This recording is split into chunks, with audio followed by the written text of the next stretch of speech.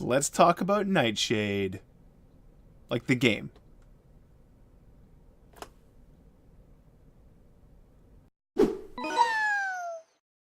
With that, cue the music. Yes. We are going to be reviewing an 8-bit classic that I did on stream a long time ago before there were segments, when this was an even bigger dumpster fire. Yes, but let's get to the slides right away. So that being said, welcome to WTF, or Where's the Fun, as I like to call it. This is where I do a completely subjective design analysis or game analysis review of a game I played on stream or off stream or something, in the attempts of learning something from these games. And tonight's game is the classic NES Nightshade. I played this for I think 2 streams. I didn't even go back and watch them all. But this game is from Beam Software, who brought us games. One of my favorite games, Shadowrun, on the SNES. So I love that game. That's why I wanted to play this. It's also the source material of JonTron's famous video about this game. That's where I even heard about this game. It's published by Ultra Games back in the day, and the music was by Marshall Parker. Says I really dig the music in this. So the whole game is actually looks like a superhero vibe, and it really is. This is the game. You play sort of a superhero trying to stop supervillains and solving mysteries. You're almost like a Batman type, and this is the kind of game it is. It's a very narrative-driven game. But it's more of a point-and-click adventure, narrative-driven combat game. Very weird mashup of things. So you can see over here, you got the arch nemesis guy. He's tied him up to a chair, and he's gonna leave him to his own devices. And you have to burn the ropes with a candle and escape. There's all these dramatic comic book-like things. And you can see he's fighting a lot of guys over here on the other side. You get these 2 big battles. You get fighting a mummy, fighting another ninja lady.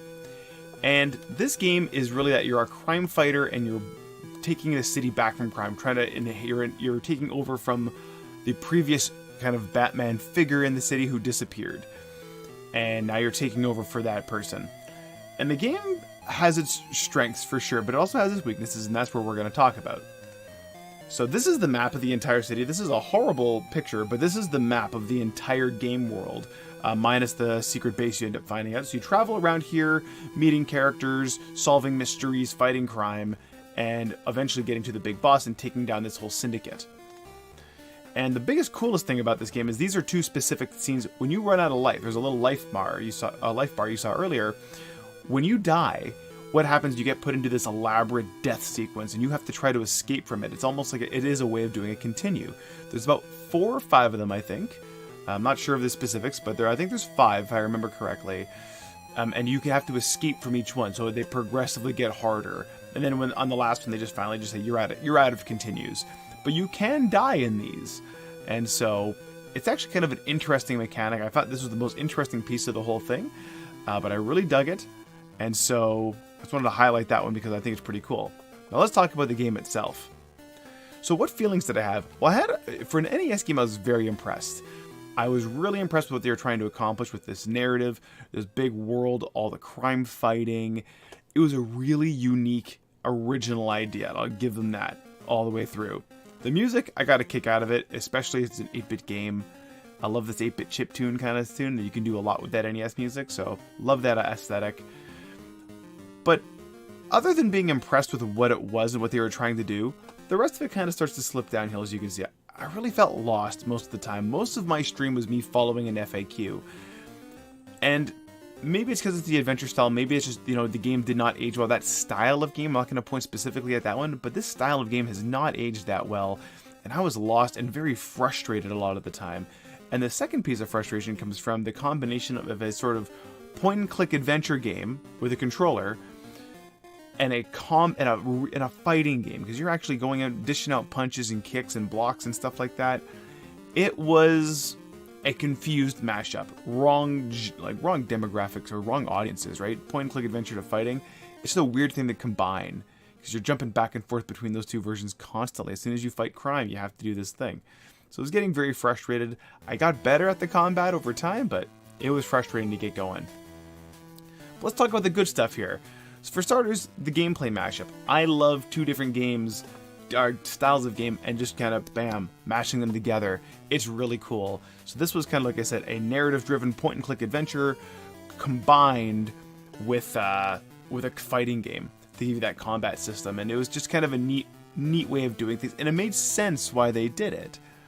The challenge, of course, being that it didn't quite work, and maybe it did back then. I don't know, but for me, it just didn't really get me, because I was not a big fighting game guy. The other good was the originality. I loved the idea that they went all in on this superhero aesthetic, right? The continue system with these dramatic MacGyver or Batman, old school Batman kind of, we'll leave you in this compression chamber, but we're not going to watch you die. And then, of course, you can escape, just like Batman always did. So that they double down on that. And the idea that you have to get your popularity up by solving smaller crimes, which then makes you more well-known, which then gets you more fame, and then you can get things out of that, like kind of leveling up. But you level up through fame, or infamy. Or I guess not infamy, but through your increasing your fame with people. And lastly, of course, that continue system. I love that continue system. I thought that was such a cool idea to weave a sort of standard game mechanic that's very mechanical. Like, there is no narrative around like a continue system or a game over screen or anything. They wove that into the narrative and gave you an opportunity to play the continue system. I thought that was super cool, and I will never fault them for that. That was really awesome. But let's talk about the less good. It was a challenging gameplay combination, because you're jumping back before adventure mode, puzzle mode, to beat 'em up.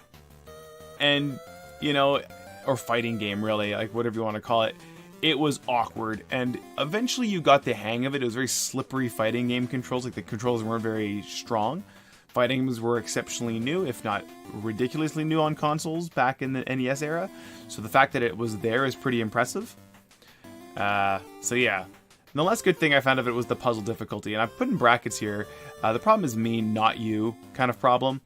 The reason is, like, the puzzles weren't that crazy. I don't think I like those kind of games anymore. That game is just, that time is over for me. I don't know, I just haven't found the one that's really struck me.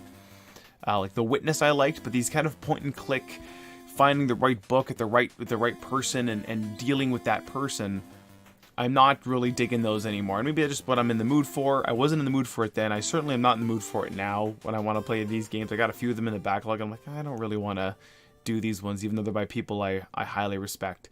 So those are the big challenges there that I found. So last, of course, we talk about the takeaways. And the 3 takeaways I took away is 1, pillars of the game need to flow between one another. So by the pillars, I mean, what are the 2 main gameplay systems or gameplay mechanics in the game? Not mechanics, but types of gameplay, I guess is what I refer to when I'm talking about a pillar. And you have a fighting game as one pillar, and you have this point and click mystery puzzle game as a second pillar. You need to be able to go back and forth between them very seamlessly, and that's a hard thing to do with fighting, because fighting is very real time, it's very focused. Maybe if there was more of a point and click clever way of fighting people, it'd be kind of a cool way of doing it. More of a turn-based combat might have been a bit better, but a real-time fighting was just really didn't really fit it really well. It was really off-putting, I felt. So yeah, you need to have those 2, whatever gameplay pillars you have, they must flow within one another. And even if they're mashup hard ones, like for example with Moonlighter, we had an economic simulator with a dungeon crawler. They worked really well together. So that's a big deal. You can do this. 2, moon logic craziness never really worked. If you get something that just doesn't seem to make sense, cut it from the game. The moon logic wasn't really in this one. There wasn't a ton of moon logic, but there was a lot of weirdness I found. Like, you just had to know, you had to just kind of adventure and find this stuff. And that's not moon logic, but I mean, it's challenging to just be dropped in this world and have to go figure it out for yourself. So you need that, again, that guidance is really what you needed. But again, it kind of brought me back to moon logic in the old point and click adventure days of like Sierra days, and that stuff just never really worked. And again, this kind of leads into the last thing, which is in-game supports need to exist to deal with the frustration. So when a player is getting frustrated, they should have a way to get away from that frustration, get a hint, get some guidance, turn away from the combat system, whatever it is. If you're getting beaten repeatedly, I am a big fan of assist modes and stuff like that. I think those are the right way to go. I don't think that it cheats the hardcore players, because I'm not a hardcore player, but you don't have to use those mechanics. I think it should be an optional thing you can put in there. And that's pretty awesome. I think that's needed for games like this too. So I think it's important that this stuff gets taken care of. And that's the big thing, is I need to make sure that whatever my game has, it has in-game support. So if you can't hitch a ride, you can't figure out what to do next, there is a way to get you across there, like give you some options. They need to really think about that when we get there. And with that, that's going to bring us to the end of Nightshade. Hey everyone, thanks for watching the latest episode of WTF. If you like this sort of thing, you can find it normally live on mixer.com/DavidWest and twitch.tv/DavidWest every Thursday and Sunday, where I fumble my way through learning how to make a game and analyze games and learn from them as I go. You can also catch me on Twitter, Facebook, YouTube, and Instagram, where I'm doing conversations, behind the scenes stuff all the time. So if you want to get a hold of me there, you can find me all those things /DavidWest. And if you do me a favor, please have yourself a lovely evening.